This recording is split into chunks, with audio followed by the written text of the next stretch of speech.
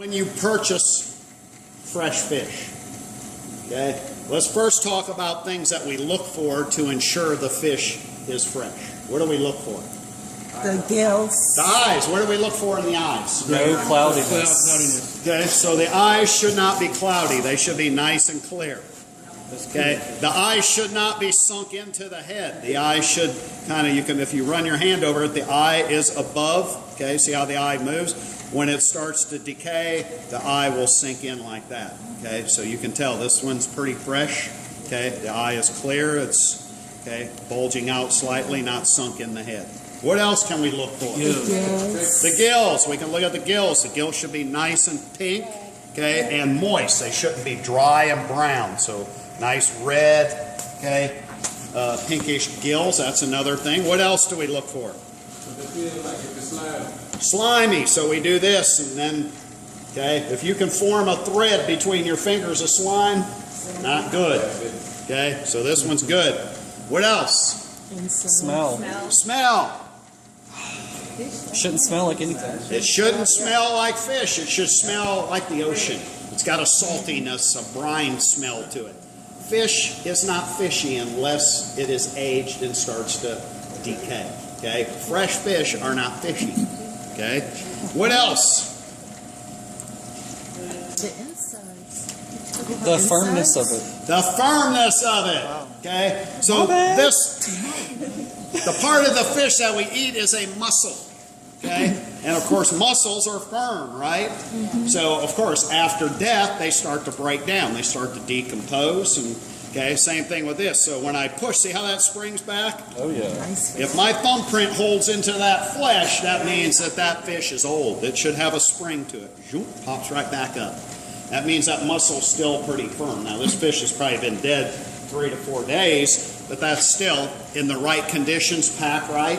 Okay, these things have been kept on ice. Okay, typically you don't put the ice directly on the fish. You put the ice in a bag over the fish. Okay, and then it's in a pan that drains, because you never want your fish to be floating in water. Okay, so the water, as it melts, it drains to the bottom of the pan. Okay, so we want to keep them dry. All right, so the next thing, when you are purchasing salmon or any kind of fish, you have some choices to make. So you can call up and you can say, okay, I want a whole salmon, meaning head on, tail on, just eviscerated like this. This is going to be the cheapest price per pound that you can buy this fish. And this is probably in the $5 range. The whole thing? No, a pound. A pound. I was like, what? Yeah. Now these are probably going to run in the $5, okay, depending the source, but it's somewhere in the $5 a pound. So a fish of this size is probably $60 to $75 is what you're looking at.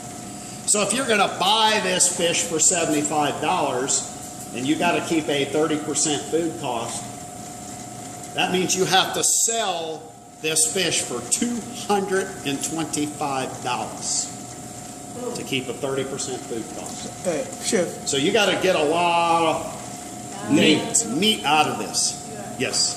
So, how many percent do you add to food? You want to sell it? Maybe fish, you bought it for $17, you want to sell it for about $200. That's about how many percentage? That's to maintain roughly a 30% food cost. 30%. So you have to add 30%. So if I pay $50 for something, I got to generate approximately $150. It's almost 3. I mean, that's 33%. Say the fish is 12 pounds as is. Once you cut it into, say, 8-ounce portions, say you have 8 pounds left. Do 6 portions, 6 ounce. So do you do 6 ounce? Hey, buddy. You do 8 ounce. Some do 6, some do 8. You have to determine what is your portion size. What are you going to price it and put on your menu? 6 to 8 is normal, somewhere in that range. Now, listen up. Okay, so you pay $5 and something a pound for this fish like this. Okay, now one, you got to have the skilled, trained laborers to be able to fabricate it, break it down without wasting. Okay, because what you're going to put on that salmon entree plate, okay, is this section of the fish. This is called center cut. This whole thing is going to be a fillet when we remove it. Okay, the fillet has a head end, a tail end, and then the center cut is the prime cuts of this fillet. That's typically what we use on what we call center of the plate on our main entrees. Okay, so we're only going to get a certain portion of center of the cut salmon. That means we have to contend with the head end and the tail end, the belly, all the other components that are the same price per pound. Okay, so that's why if you're going to bring fish in fresh like this, if only on your menu the only salmon that you can do is a 6 or 8 ounce for an entree, you're probably not going to buy the whole salmon. Now, if you're in a restaurant where you have the availability to create, and then you can take some of these trim pieces, and maybe you can make salmon cakes or salmon croquettes. You can make some salmon tartare. You could make some salmon mousse. You've got to utilize this fish, okay? You can't pay that much money and only use the center cut. You've got to use this whole fish. Remember, you got to generate $200+ in revenue from this fish. So this is why a lot of times restaurants say, I don't want to deal with all that. I want you to cut me consistently 6 or 8 ounce portions of center cut salmon. Now, I might pay $12 a pound for that premium cut, but they're selling the rest of it off to someone else. You're getting the prime, okay? Because even when I take and fabricate and I cut those centers out, by the time I discard the weight and all the skeletal structure, okay, the price per pound of those is going to go up. My portion cost is going to go up, okay? So you have to be thinking of all these things. How am I going to utilize these scrap pieces? Do I have the skilled people that can do it without butchering the heck out of it and, you know, leaving a lot of it on the carcass and stuff like that, okay? So you got a lot of decisions to make, because you can get it whole. You can get the fillet. You can buy the whole fillet, skin on. You can buy the whole fillet, skin off. You can buy it 6 ounce or 8 ounce portions. You can buy it that way.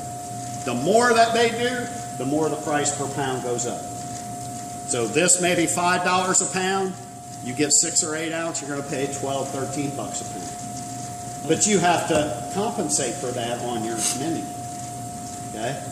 So this is why when you're selling salmon, if it's costing you $12 a pound and you're given an 8 ounce portion, that means you got $6 of fish on that plate. So in order to keep $6, okay, for a food cost of 30%, that means you got to at least sell just the fish for 18. Then you got your starch, your veg, and your sauce. So that's why salmon entrees will go for 25 to 30 bucks, because you got to cover the cost of that, the sauce, the veg, and the rice or whatever your carbohydrate is, right? So, you know, salmon on menus, again, it's going to be in the $20-some range, mid to upper 20s for 6 to 8 ounce portion.